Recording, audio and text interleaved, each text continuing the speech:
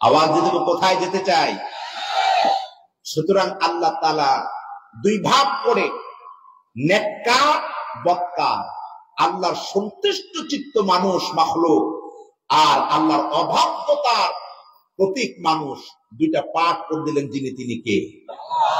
এখন পৃথিবীর মধ্যে যে এই 800 কোটি মানুষ সবাই কিন্তু বনি আদমের সন্তান, কথা ঠিক না ঠিক? সবাই কিন্তু বনি আদমের সন্তান, তবে সবাই কিন্তু জান্নাতি হবে না। বনি আদমের সন্তানের মধ্যে যারা আল্লাহর দাসত্ব, আল্লাহর গোলামি, আল্লাহর হুকুমের উপর অনড় থাকবে, কেবলমাত্র শুধুমাত্র তাদেরকে আল্লাহ তাআলা জান্নাত দিবেন, কথা ঠিক না ঠিক বলে? আর বাকি যে কাফের মুশরিক বেদিন আছে, এরা যদিও মানুষ, আল্লাহর দাসত্ব, আল্লাহর গোলামি, আল্লাহর হুকুম, নবী আলাইহিস সালাতু ওয়াস সালামের আদর্শ এবং সুন্নাহ না মানার কারণে আল্লাহ নিজেই বলেছেন যদিও এগুলো মানুষ, তবে এরা উৎকৃষ্ট মানুষ নয়, এরা হলো নিকৃষ্ট জাতের মানুষ। বলেছেন কে? এ কথা কোরআনে আছে না নাই? আবার মুসলমান ভাইয়েরা, আমাদের অনেক মুসলমান ইমানদাররা আছে কাফের মুশরিক বেদিনদেরকে অনুসরণ করে, অনুকরণ করে, আছে না নাই? অনেক যুবক যুবতী আছে তার চুলের স্টাইল, পোশাক লেবাসের স্টাইল, তার পারিবারিক সামাজিক জীবনের স্টাইল, তিনি কোন না কোন বিধর্মীকে অনুসরণ করেন। এই কথা আমাকে আপনাকে আল্লাহ নিজে জানিয়ে দিলেন, একজন নেককার ইমানদার কোনদিন বিধর্মীকে অনুসরণ করতে পারে না। সে অনুসরণ করবে সরাসরি আল্লাহর হুকুম এবং নবীজি সাল্লাল্লাহু আলাইহি ওয়াসাল্লামের আদর্শ। বলেছেন কি? কেন বলেছেন? যারা কাফের, যারা মুশরিক, যারা আহলে কিতাব, এরা যদিও মানুষ, এদের ব্যাপারে আল্লাহ তাআলা স্পষ্ট ঘোষণা শুনুন।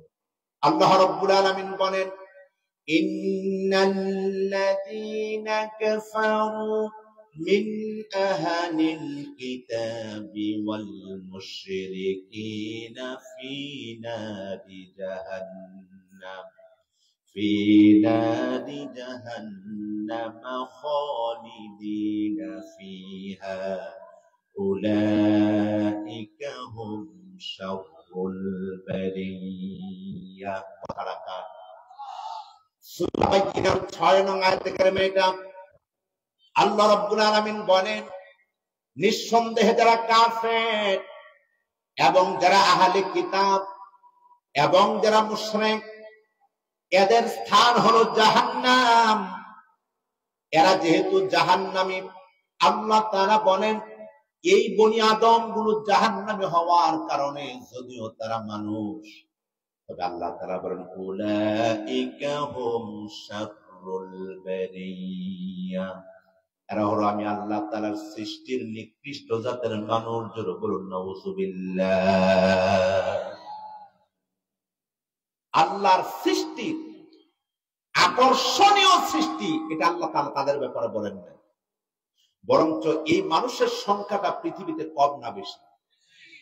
800 কোটি মানুষের মধ্যে 400 কোটি হলো কাফের মুশরিক আর 200 কোটি হলো ইমানদার মুসলমান। কথা ঠিক না ঠিক বলে? তবে ইমানদার মুসলমান 200 কোটি হলেও তাদের ভিতরে আরেকটা সংখ্যা আছে, যার নাম হলো মুনাফিক। এরা দেখতে কিন্তু আমার আপনার চেয়ে আরো সুন্দর, টুপি, দাড়ি, জুব্বা, আবা, কাবা, পাগড়ি সব আছে, কিন্তু এরা চায় না জমিনে আল্লাহর দ্বীন কায়েম হয়ে যায়। কথা ঠিক না? এরা হলো মুনাফিক। এরা কি? 200 কোটি মুসলমানের মধ্যে মুনাফিক যদি আপনি বাছাই ছেড়ে দেন, আপনি যদি মুনাফিক যদি আপনি এই 200 কোটির মধ্যে যদি ছেড়ে দেন, তাহলে আমার মনে হয় না যে ইমানদার মুসলমান কতজন টিকে সতে। কথা বলেন না কেন? মুসলমান ভাইয়েরা আমার, হাতিয়ার যুবক ভাই বোনেরা, আল্লাহ রাব্বুল আলামিন দেখেন এতগুলো ইমান, এতগুলো মানুষ বনি আদম, এতগুলো বনি আদমের সংখ্যার দিক থেকে এত উপরে থাকার পরেও তাদের ব্যাপারে আল্লাহ তাআলার স্পষ্ট ঘোষণা হয়ে গেল, এরা যদিও মানুষ, তবে আমি আল্লাহ তাআলার সৃষ্টির নিকৃষ্ট জাতের মানুষ বলেছেন কে?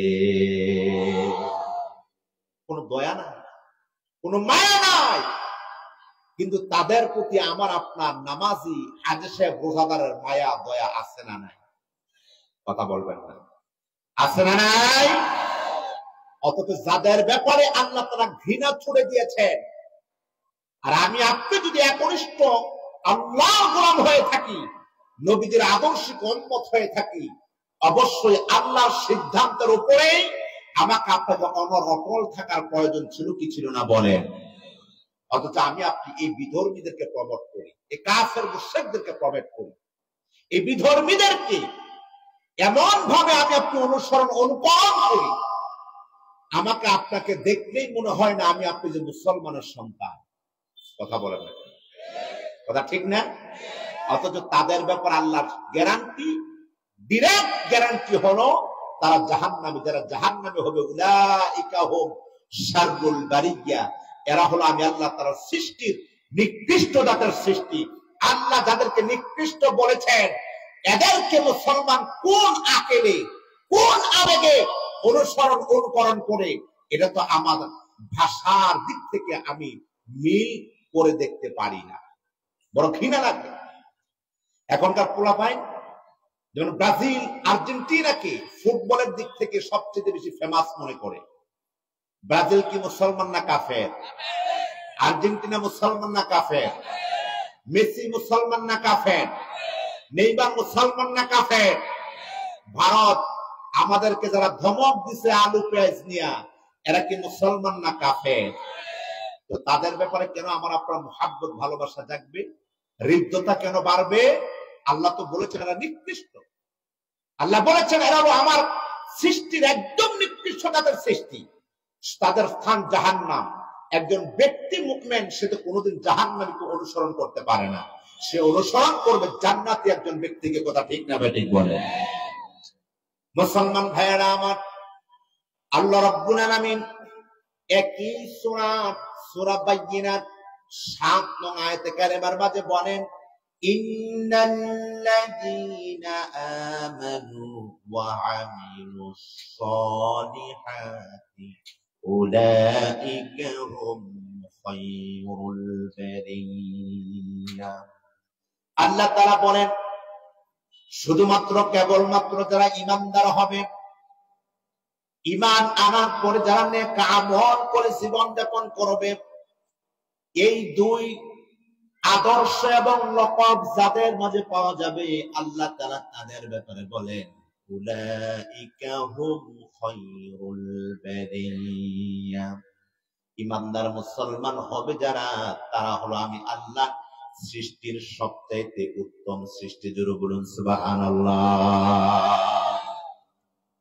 অথচ এই উত্তম সৃষ্টি মানুষগুলো আমরা এক কাতারে যদিও নামাজ পড়তে পারি, নামাজের পরে এক বাজার করে আমি আপনি স্বাচ্ছন্দ্যে জীবন কাটাতে পারি না, এক পারিবারিক জীবনে জীবন কাটাতে পারি না, একটা সামাজিক জীবনে জীবন কাটাতে পারি না। আমরা যেহেতু আল্লাহর বশনে উত্তম জাতি, শ্রেষ্ঠ জাতি, উৎকৃষ্ট জাতি, আল্লাহ তাআলার তো হুকুমই হলো তোমরা থাকবে ঐক্য, তোমরা চাইবে আমি আল্লাহ তাআলার বিধানকে সমাজে, জমিনে, রাষ্ট্রে কায়েম করার জন্য। এর জন্য যদি তোমাদেরকে জীবন দিতে হয়, ঘাম ঝরাতে হয়, রক্ত ঝরাতে হয়, খাব্বাব খুবাইবের মতো, বেলালের মতো, সুমাইয়ার মতো তোমরা জীবন দিবে, আমি তার বিনিময়ে তোমাদেরকে জান্নাত দিয়ে দেব। সুবহানাল্লাহ বলেন। আল্লাহর অফার গুলো থাকার পরেও আমি আপনি কোরআন থেকে নিজেকে বিমুখ করে নিয়েছি। কোরআন আছে একদিকে, আমরা এই মুসলমান গুলো আছি আরেকদিকে। কথা কয়েন, কথা ঠিক না? দেখেন না, এখন আবার মাশাআল্লাহ কিছু নেতার আবির্ভাব হয়েছে। এত বছর কিছু ছিল স্বৈরাচার জালেম, যারা শুধু ইসলাম আর আলেমদেরকে কটাক্ষ এবং ছোট করে নাই, গোটা বাংলাদেশটাকে তারা খাটো করে দিয়েছিল।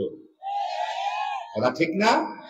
এখন আরেক দল মাথাচাড়া দিয়ে উঠছে যে ইসলামে রাজনীতি বলতে কিছুই নাই। নাউজুবিল্লাহ, আসতে না জোরে। একজন ইমানদার মুসলমান কি এই কথা বলতে পারে? এই কথা বলা সাজে? যেটা নিজেকে ইমানদার মুসলমান দাবি করবে তার কাজই তো হবে এ কোরআনে আল্লাহ যা বলেছেন, এ কোরআনে আল্লাহ যা নিদর্শন দিয়েছেন, এর আলোকেই ওই ব্যক্তি নিজেকে প্রতিষ্ঠিত করবে। এটা যদি তার পারিবারিক জীবন হোক, সামাজিক জীবন হোক, রাষ্ট্রীয় জীবন হোক, ব্যবসায়িক জীবন হোক, আইন আদালত হোক, প্রশাসনিক হোক, যেহেতু সে মুসলমান সেহেতু তার আদর্শে, তার চিন্তা, তার চেতনা থাকবে আল কোরআন। কথা জোরে বলেন ঠিক না বেটি? এখন প্রিয় হাতিয়াবাসী, যদি আমি আপনি নিজেকে মুসলমান দাবি করার পরে, ইমানদার দাবি করার পরে, উৎকৃষ্ট আল্লাহর ঘোষণা শোনার পরে, এখন আমি আপনি শুধু নামাজ পড়লাম, রোজা রাখলাম, আর অন্যান্য যে হুকুম বিধান আল্লাহ তাআলা কোরআন আল কারিমে দিয়েছে তার ধারে কাছেও থাকলাম না, আমি আপনি কি পরিপূর্ণ মুসলমান আছি তো নাকি? জোরে বলবেন আছেন? আল্লাহ রাব্বুল আলামিন বলেন সূরা বাকারা 208 নং আয়াতে কারিমার মাঝে, ইয়া আইয়ুহাল্লাযীনা আমানু দুখুলু ফিস-সিলমি কাফা ওয়া লা তাত্তাবিউ খুতুওয়াতিশ শাইতান ইন্নাহু লাকুম আদুউম মুবিন। হে ইমানদার মুসলমানগণ, তুমি যদি নিজেকে ইমানদার মুসলমান দাবি করে থাকো, তোমাকে আমি আল্লাহ তাআলা বলছি উদখুলু ফিস-সিলমি কাফা, পরিপূর্ণভাবে আমার ইসলামে প্রবেশ করো। আমার ইসলামে প্রবেশ করার পরে সাবধান, তোমরা শয়তানকে অনুসরণ করবে না, অনুকরণ করবে না, কারণ ইন্নাহু লাকুম আদুউম মুবিন, ইমানদার মুসলমানের জন্য শয়তান হলো প্রকাশ্য দুশমন এবং শত্রু। যিনি বলেছেন তিনি কে? এই কথা আল্লাহ তাআলা স্পষ্ট করার পরেও দেখেন, কোন কাজ করতে গেলে আমি আপনি 16 আনা নবীর সুন্নাত তরিকা কাজ করি, নাকি কিছুটা বিধর্মীদের কাজও থাকে আমার আপনার কাজের মাঝে? কথা বলবেন আছে না? সামাজিক রেওয়ায়েত, পারিবারিক রেওয়ায়েত, সামাজিক একটা অনুষ্ঠান করতে গেলে এটা না করলে ওইটা না করলে কি দেখা যায়, অথচ এইটা ওইটা আমার নবীদের আদর্শেই নাই, সাহাবা আজমাইনদের আমলেই নাই। কথা বলেন জোরে ঠিক না বেঠিক? এখন যারা বলে এটা না করলে সমস্যা হবে, দেখতে অসুন্দর, তুমি চিন্তা করে দেখো, তুমি কি আল্লাহকে খুশি করতে চাচ্ছ নাকি শয়তানকে খুশি করতে চাচ্ছ? কাদেরকে? আমরা কাদেরকে খুশি করব? আওয়াজ দেন, কাদেরকে? যদি আমি আপনি আল্লাহকে খুশি করতে ব্যর্থ হই, এটা আমার আপনার জন্য ব্যর্থ জীবন। এই সাধারণ টুপি, দাড়ি, জুব্বা, চিল্লা, পীর মাশায়েখদের অনুসরণ করে নামাজ রোজা করার পরে আপনার মরণের পর আপনি দেখবেন মরণ তো জান্নাতি মরণ নয়, এটা হয় মুশরিকের, নয়তো কাফেরের, নয়তো এটা মুনাফিকের মরণ হয়ে গিয়েছে। কথা ঠিক না বেঠিক বলেন? যদি ইমানদার আপনি জান্নাতি মরণ চান, গোটা দুনিয়ার জীবনটাকে আপনি ইসলামের রঙে রঙিন করতে হবে। আর যদি আপনি ইসলামের রঙে রঙিন করতে ব্যর্থ হন, আপনার এই স্বাভাবিক জীবন যাপন, আপনি 100,000 মসজিদ মাদ্রাসা প্রতিষ্ঠাতা হতে পারেন, রাস্তাঘাট নির্মাণ করতে পারেন, আপনি দেখবেন আপনার ইমানের খাতাটা, নেকের পাল্লাটা শূন্য, জিরো। কারণটা কি জানেন? আল্লাহ তাআলা সূরা তাহার মাঝে স্পষ্ট করেছেন। আমার মূল পয়েন্ট আমি যাচ্ছি, এতক্ষণ যাবৎ বোঝানোর জন্য ভূমিকার আলোকে কিছু কথা বলছি। আল্লাহু আকবার। আমরা অনেকে তো মনে করি যেভাবে জীবনযাপন করতেছি, যেভাবে ইবাদত বন্দেগী করতেছি, না জানি আল্লাহ তাআলা আমাকে আপনাকে জান্নাত দিয়ে দিবে। জান্নাতটাকে খুব সহজ মনে করছি, দলীয় করবার মতো জান্নাতটাকে মনে করে নিয়েছি। কথা কয় না? কথা ঠিক না বেঠিক? আমার মুসলমান ভাইয়েরা, আল্লাহ রাব্বুল আলামিন বলেন, ওয়ামান আ'রাদা আন যিকরি ফাইন্না লাহু মাঈশাতান দানকা ওয়া নাহশুরুহু ইয়াওমাল কিয়ামাতি আ'মা। আল্লাহু আকবার। আমার মুসলমান ভাইয়েরা, আমার মায়েরা, বোনেরা, আল্লাহ তাআলা বলেন ওয়ামান আ'রাদা আন যিকরি, যে বা যারা আমার জিকির থেকে তাদের মুখ ফিরিয়ে নিবে। আল্লাহর জিকির অনেকেই মনে মনে করবেন, অনুভব করবেন, অনুসূচনা করবেন, হুজুর আমরা তো জিকির আজকারের মধ্যেই থাকি, সকালে 600 বার, বিকালে 600 বার, হাঁটতে বসতে অনেক জিকির আজকার করি। আল্লাহ তাআলা এই জিকির দিয়ে আল্লাহ তাআলা মুস্তাহাবুল জিকিরকে বুঝান নাই, এই জিকির দিয়ে আল্লাহ তাআলা এই কোরআনুল কারীমকে বুঝিয়েছেন। জোরে বলুন সুবহানাল্লাহ। এই কোরআন বিশ্বাস করা ঈমান। কথা বলেন, এই কোরআন বিশ্বাস করা কি? একটা জবানও বন্ধ রাখবেন না। এই কোরআন ঈমানের 7টা শর্তের ভিতরে 3 নাম্বার শর্তে আল কোরআন। কথা বলে না, 3 নাম্বার শর্তে কি? এখন আপনি যদি মনে করেন আমি কোরআনকে বিশ্বাস করি, এখন কোরআন আপনি পালন করতে চান না, আপনি কিন্তু মুমিন হতে পারেন না। হযরত আয়েশা সিদ্দিকা রাদিয়াল্লাহু তাআলা আনহা বললেন, ঈমানের শর্ত হলো 3টি।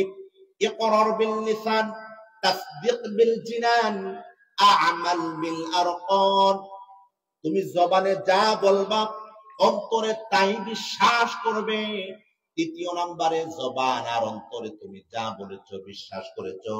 3য় নম্বরে আল্লাহর খুশির জন্য সমাজে রাষ্ট্রে তা কায়েম করবে। বলেছেন কে? এখন কায়েম করতে গেলে বাধা, কারণ কায়েম করার কথা বললে হয় জুলুম, জেল, নির্যাতন আছে না নাই? এটা কি বাংলাদেশের নতুন না আগেও ছিল? আওয়াজ দিবেন, আগে ছিল কি ছিল না?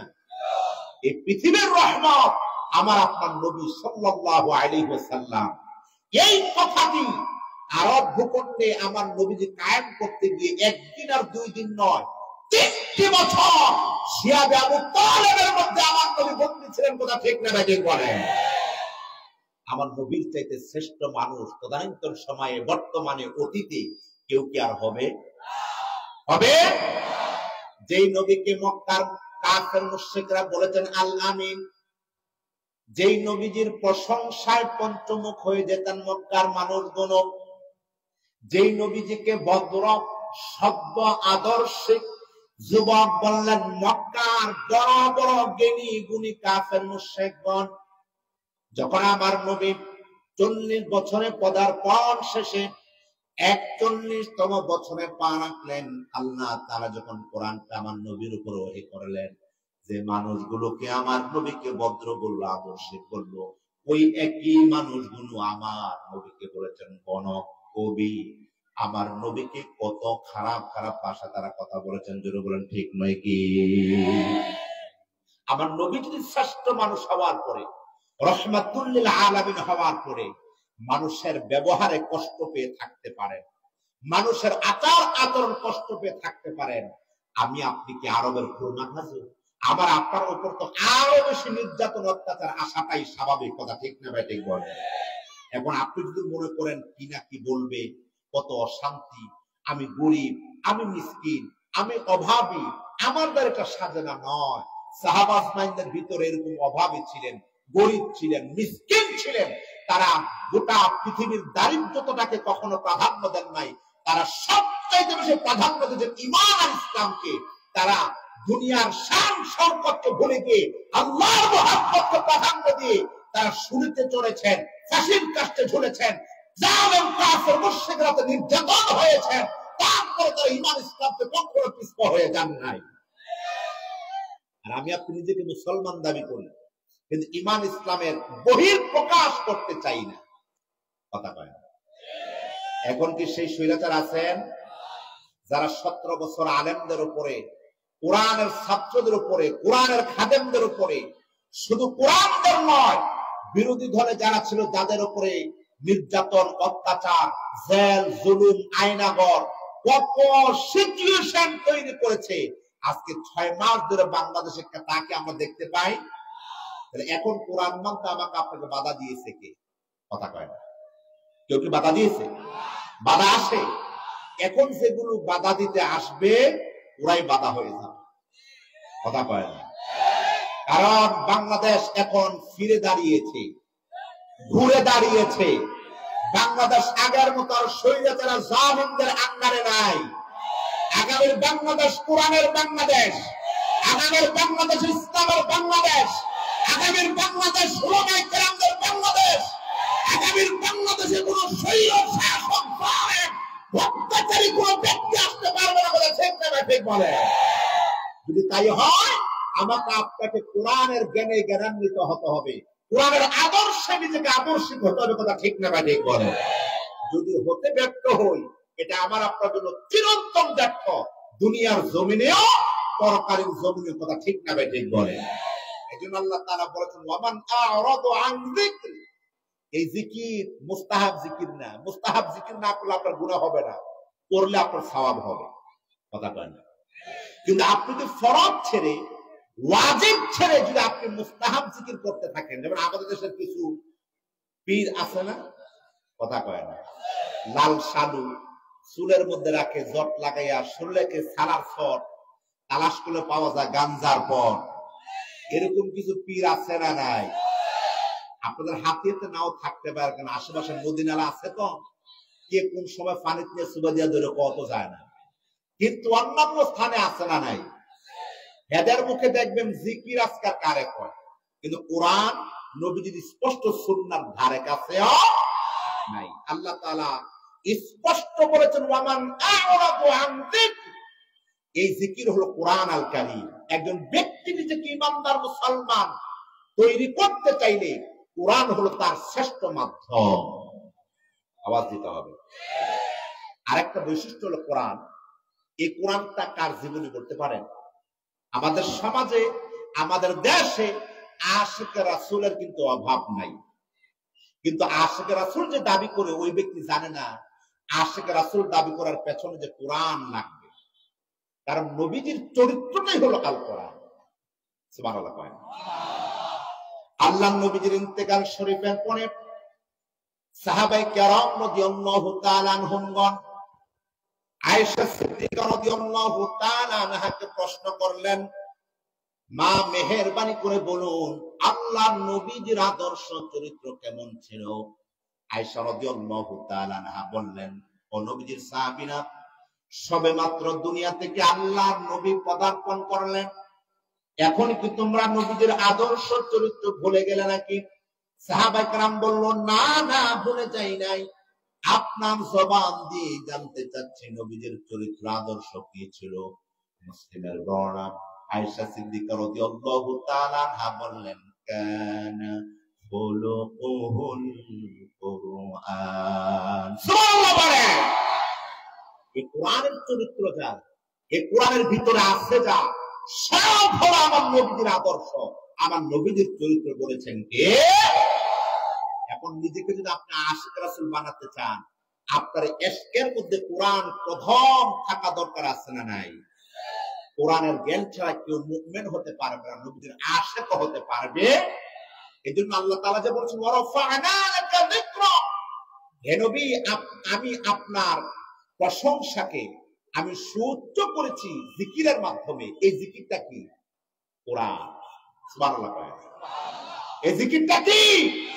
কোরআন। এই কোরআনটাই তো নবীজির চরিত্র আদর্শ। ওয়ামা ইয়ানতিকু আনিল হাওয়া ইন হুয়া ইল্লা ওয়াহয়ুন ইউহা। আল্লাহ যা বলতেন নবীজি তাই করতেন, আল্লাহ না বললে নবীজি কিছুই করতেন না। সুবহানাল্লাহ বলেন। এই ওহীটা এই কোরআনের মধ্যে আছে না নাই? আছে না নাই? এখন আপনি যদি নিজেকে ইমানদার হিসাবে পরিচিতি অর্জন করতে চান, নিজেকে মুসলমান রূপে যদি আপনি পরিচিতি অর্জন করতে চান, তাহলে আপনাকে অবশ্যই কোরআন মানা লাগবে কি লাগবে না? কথা কয় না, লাগবে কি লাগবে না? এখন আপনি মানলেন কোরআন ছাড়া নামাজ হয় না, কোরআন ছাড়া হজ হয় না, কোরআন ছাড়া যাকাত হয় না, কোরআন ছাড়া অন্যান্য কাজ হয় না, কিন্তু আপনি বললেন যে কোরআন ছাড়া রাজনীতি করা যায়, তাহলে আপনি কি আসলে মুমিন আছেন তো নাকি? কথা কয় না। কোরআন তো কমপ্লিট, এটার মধ্যে কোনো সন্দেহ নাই। একজন ব্যক্তিকে হেদায়েত প্রাপ্ত হওয়ার জন্য কোরআন ছাড়া অদ্বিতীয় কোনো পাথেয় আছে নাকি? আল্লাহ রাব্বুল আলামিন বললেন, যালিকাল কিতাবু লা রাইবা ফীহি হুদাল লিল মুত্তাকিন। এটি এমন একটি কিতাব যার মধ্যে কোনো সন্দেহ নেই, সংশয় নেই। আইলা শাক্কা ফী, এটা এমন একটি নির্ভরযোগ্য কিতাব কোরআন, যেটা মানলে অনুসরণ করলে হুদাল্লিল মুত্তাকিন, আমি আল্লাহ তোমাদেরকে হেদায়েতপ্রাপ্ত মুত্তাকিন বানিয়ে দেব। আর কি কোনো গ্যারান্টিযুক্ত কোন কিতাব আছে এমন? কথা বলবেন আছে? এখন আপনি দ্বিতীয় পয়েন্ট, আল্লাহ যে বলেন ওয়ামান আ'রাদা আন যিকরি, আপনি কোরআন দিয়ে আপনার মন মতো ইচ্ছা মতো আপনি মানতে চান, কিন্তু কোরআনের বৈশিষ্ট্য আপনি পরিপূর্ণ নিজেকে সাজাতে চান না, মানতে চান না, আপনার জন্য কোরআন এবং আল্লাহ তাআলার আইন এখানে কঠিন হয়ে গেল। যেরকম নাউযুবিল্লাহ। আপনি যদি নিজেকে মুসলমান বলে পরিচয় দেন, আপনার আদর্শে, আপনার শুরুতে, আপনার সিরাতে থাকবে প্রথম হলো কোরআন, দ্বিতীয় হলো আমার নবীদের সুন্নাহ। কথা ঠিক না ঠিক বলে? এই ব্যাপারে আল্লাহর নবী বলেন, তারাকতু ফীকুম আমরাইন লান তাদিল্লু মা তামাসসাকতুম বিহিমা কিতাবাল্লাহ ওয়া সুন্নাতা রাসূলি। আল্লাহ রাসূল বললেন, বিদায় হজের ভাষণের দিন আমি রাসূল তো বেশি দিন তোমাদের মাঝে জীবিত থাকবো না, আমি তো আল্লাহ তাআলার দিদারে চলে যাব। তবে আমি নবীজি যাওয়ার পূর্বে তোমাদের জন্য এমন দুইটা নিয়ামত আমি প্রতিষ্ঠিত করে রেখে যাচ্ছি, এই দুইটা নিয়ামতকে যারা অনুসরণ করবে, অনুকরণ করবে, তারা কখনো কোনোদিন পথভ্রষ্ট হবে না। একটার নাম হলো কোরআন, আরেকটার নাম হলো আমি নবীজির সুন্নাহ। জোরে বলুন সুবহানাল্লাহ। তাহলে এই কথা থেকে আমরা কি বুঝলাম? কোরআন সুন্নাহ ছাড়া কেউ কি পরিপূর্ণ মুমিন ইমানদার হতে পারবে? পারবে? এর পরেও যারা কোরআন ডিঙ্গিয়ে জীবনযাপন করতে চায়, তাদের ব্যাপার আল্লাহ তাআলা এখানে বড় শক্ত হয়ে গেলেন, কঠিন হয়ে গেলেন। এই কঠোরতাটা কতটুকু দেখেন। আমরা তো অনেকে জানি আল্লাহ রহমান, আমাদেরকে মাফ করে দিবেন, ক্ষমা করে দিবেন। কথা বলেন ধরে জানি না আমরা? জানি না আমরা? কথা কিন্তু বেড়ে যাচ্ছে বুঝাইতে গিয়ে। হযরত ওমর ফারুক রাদিয়াল্লাহু তাআলা আনহু একদিন মনটা মলিন করে বসা। সাহাবায়ে কেরাম বললেন, ওমর তোমার কি হলো? কেন তুমি মন মরা? তোমার কেন চেহারাটা মলিন? ওমর বললেন, ও নবীজির সাহাবীরা শোনো তাহলে, আমি আল্লাহর দুইটা নাম নিয়ে গবেষণা করলাম। একটার নাম হলো রহমান, আরেকটার নাম হলো কহ্হার। আমি ওমর যখন রহমান নাম নিয়ে গবেষণা করলাম, আমি ওমরের মন সাক্ষী দেয় আল্লাহ তাআলা সবার আগে আমি ওমরকে আল্লাহর জান্নাত দিয়ে দিবেন। সুবহানাল্লাহ। অত ওমর রাদিয়াল্লাহু তাআলা আনহু দ্বিতীয় নম্বরে জান্নাতের সার্টিফিকেট প্রাপ্ত নবীজির সাহাবী। কথা ঠিক না? দ্বিতীয় নম্বরে আমার নবীজির শ্বশুর। সুবহানাল্লাহ। তিন নম্বরে গোটা পৃথিবীর, অন্ত পৃথিবীর যিনি ক্ষমতা ছিলেন, বাদশাহী ছিলেন, তিনি ছিলেন কে? ওমর। এত কিছু হওয়ার পরেও ওমর মনে মনে তার চিন্তা চেতনার গভীর জগতে পৌঁছে গিয়েছেন আল্লাহর কহ্হার নাম নিয়ে গবেষণা করতে। নবীজির সাহাবীরা শোনো তোমরা, যখন আমি ওমর আল্লাহর কহ্হার নাম নিয়ে গবেষণা করলাম, আমার হৃদয়ের ভিতরে এমন এক মলিনতার ছাপ পড়ে গিয়েছে, আমার ওমরের মন সাক্ষী দেয় না জানি আমি আল্লাহর আদালতে অ্যারেস্ট হয়ে যাই। কারণ কিয়ামতের ময়দানে আল্লাহ সেদিন রহমান নাম নিয়ে থাকবেন না, থাকবেন রহিম আর হলো কহ্হার। আল্লাহু আকবার। রহমান নাম দুনিয়াতে, কিয়ামতের ময়দানে আল্লাহ পরিচিত রহিম শুধু নেককার ইমানদার ছাড়া সবার জন্য আল্লাহ তাআলা কঠিন হয়ে যাবেন। জোরে বলুন আল্লাহু আকবার।